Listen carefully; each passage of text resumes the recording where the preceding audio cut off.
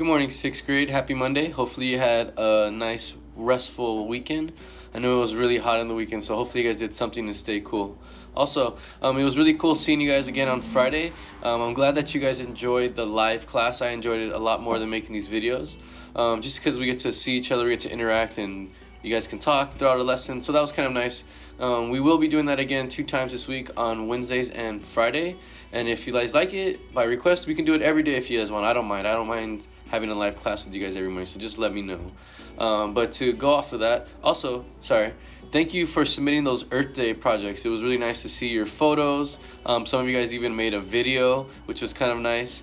But you guys were doing really creative, being really creative with your photos, and even some of your towers that you guys built, so that was really cool to see. So thank you guys for submitting that. Alright, so on Friday we talked about the Jewish beliefs and how their beliefs shaped their society. And we talked about how religion was the major thing that shaped their society. It was all about religion. And they developed this religion and they had these certain guidelines that they followed, and religion was key. So some of them, things that they followed, we realized that they're the same as Catholicism. And some of it was like the belief in one God, which was monotheism. And we had them, what they call their God, the Yahweh. And they believed in one God and there was only one God only.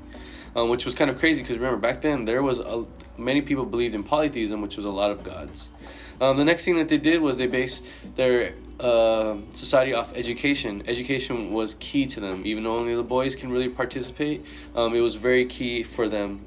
They also believed in justice and righteousness. And remember, for them, justice meant kindness and fairness. And that's how they're the ones that were able to, or that's how they judge those things. And also, they believed that righteousness was understanding and knowing that you were behaving in the proper way.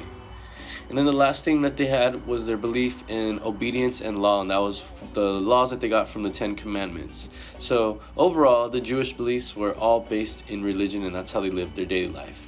Alright, so let's go ahead and review the questions for today. Alright, so number 1, what are the most important beliefs in Judaism? The most important beliefs in Judaism is religion, but it's the belief in one God, education and study, justice and righteousness, and the obedience and law. Okay? Number 2, what is the Jewish view of justice and righteousness? The Jewish view on justice and righteousness means that justice means to treat all people kindly and fairly, and righteousness means doing what's right or doing what's proper. Number 3, what is monotheism? Monotheism is the belief in one God. Okay, so let's go ahead and get into today's lesson. Alright, so today what we're going to talk about is we're going to talk about where we learned all these beliefs from. So how do we figure this out? So we're going to look at the Hebrew Bible, we're going to look at some commentaries, and we're going to look at their holy book called the Torah. So we're going to go ahead and look at that and get in tune with more of the Hebrew beliefs. Alright, so the laws and principles of Judaism are described in several different texts, or several sacred texts. But some of the main texts that we're going to talk about are the Torah, the Hebrew Bible, and the commentaries. So the first one we're going to talk about is the Torah. And in the Torah, the ancient Jews recorded most of their laws in 5 different books. And these 5 books, when you combine them all together, it equals the Torah. And the Torah is pretty much the most sacred text of Judaism. So this is the most sacred. This is where everything is. This is the original. In addition to the laws in the Torah, it also includes the history of the Jews and all the way up until the death of Moses. So this was like their record book. This is their history book. Also a sacred text. So readings from the Torah are central to Jewish religious services to this day. So even to this day, they refer to these Torahs to get their religious teachings. So nearly every synagogue, and the synagogue is pretty much like what we call church. A synagogue is where the Jewish people go and worship. So nearly every synagogue has at least one Torah in there. And out of respect for the Torah, the readers do not ever touch this. Instead, they use special pointers to mark their place in the text. So that's in a picture right there of the actual Torah, but they can never really touch it by hand because it's so sacred. So they'll use like little pointers to touch it. So overall, the Torah, it has some of the most sacred texts in there. It also has a history of the Jewish beliefs. Okay? So the next one we're going to talk about is the Hebrew Bible. And the Hebrew Bible was made up of 3 different books, and the Torah being the first part of the Hebrew Bible. So just think, as the Hebrew Bible, as the Harry Potter series, and the Sorcerer's Stone being the first book, that's what the Torah was to the Harry Potter series. Okay? So the Torah was the first of 3 parts, of the writings called the Hebrew Bible. They also called the Hebrew Bible Tanakh, and Tanakh is just their way of saying it. The second part is made up of 8 different books that describe the messages of the Hebrew prophets. And some of the prophets were the people who were said to receive messages from God and who were to be taught to others. So these are books written down by the prophets, and they're sharing what they taught and what they heard or experienced with God. The final part of the Hebrew Bible is 11 books of poetry, songs, stories, lessons, and history. For example, the book of Daniel tells about a prophet named Daniel who lived in Babylon captivity.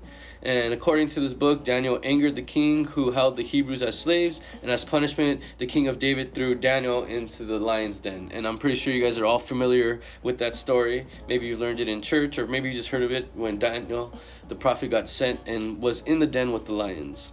So the story tells that Daniel's faith in God kept the lions away from killing him. So because he believed in God, the lions didn't do anything, and he was released. Jews tell this story to show the power of faith. So a lot of these Jewish people, they'll tell this story, and this story will be used as a way of showing the faith. Like if you believe in God, not lions can't even kill you, because God's going to take care of you and protect you. Also, in the final part of the Hebrew Bible are Proverbs, and these are short expressions of wisdom. And we know kind of like Proverbs, like the tortoise and the hare, the boy who cried wolf. Those are all kind of like Proverbs where you can learn lessons from. So many of those sayings are attributed to Hebrews leaders, especially King Solomon. For example, Solomon is supposed to have said, "A good name is to be chosen rather than great riches." In other words, it is better to be seen as a good person than to be rich and not respected. And that's true. That's kind of like when we die, we want to make an impact on this life. We don't want to just get all this money, because you can't take money with you to the grave. It's just what you name and what you leave behind. So that's kind of like what the message teaches us there. Good.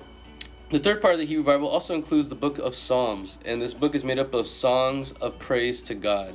And some of these Psalms, they're the same Psalms that we know, so like the Psalms 21, Psalms 23, these are all important to them, and these were just songs of worship. So that was like their Hebrew Bible. The last set of books we're going to talk about are the commentaries.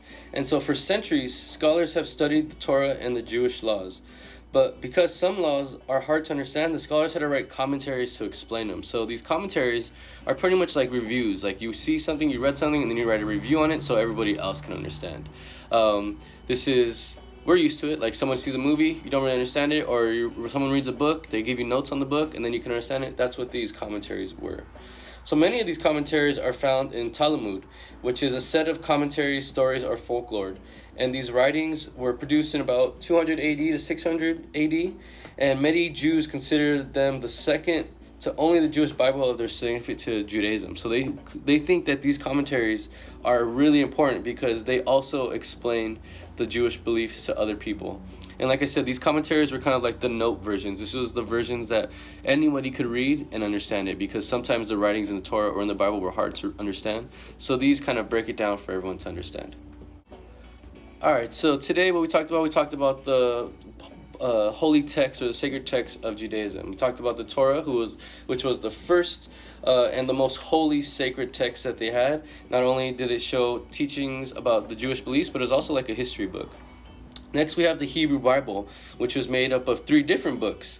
And we had the first part, which talked about prophets, the first part was the Torah.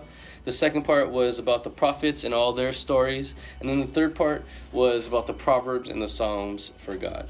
The last thing we talked about are the commentaries. And the commentaries were like the note versions of the Torah and the Hebrew Bible. It was like the translation so everyone could understand it.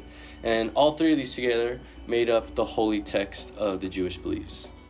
For homework, I want you to go ahead and answer these 3 questions. Number 1, what are the 3 parts of the Hebrew Bible? Number 2, what are the main sacred texts of Judaism? So which one out of all 3 is the main one, the most sacred?